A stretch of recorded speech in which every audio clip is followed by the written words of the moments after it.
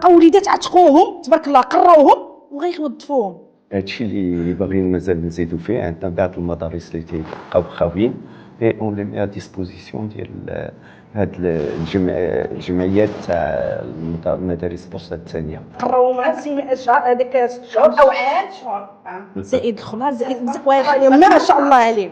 هذا هو الكلام ديالي اللي قلت لك. ها هي واحد التجربه اللي ديال النجاح كيفاش بحال هاد الجزائر نعموهم، لان عندنا 1.5 مليون اللي خارجين وما عندهمش فين يمشيو، خصهم يشغلوا المدرسه ويمشيو لها. تقوت شحال من وليد وانا تنعرف هاد الوليدات تنعرفهم. هذا هو التحدي الكبير اللي كاين عند الدوله. كل حدا واحد التكوين بشكل. هنا تيديروا سبور في بلاصه اخرى غادي يديروا البلومبري، الالكتريسيتي، الالكترونيك. هما كيربيو معانا، هذه ميزه زوينه. خصها تعمم في المغرب. كاع اللي كيخرجوا من المدارس نعاودوا، لان شفناهم كيعاودوا يوجدوا باش يعاودوا ثاني في نفس ثاني يدخلوا الحياه. اما يمشي للجامعه، اما يمشي يدوز الباك، اما يمشي يشتغل، اما هذا. فرحان باش تلاقيت بكم اليوم. كنشكركم على الحياه.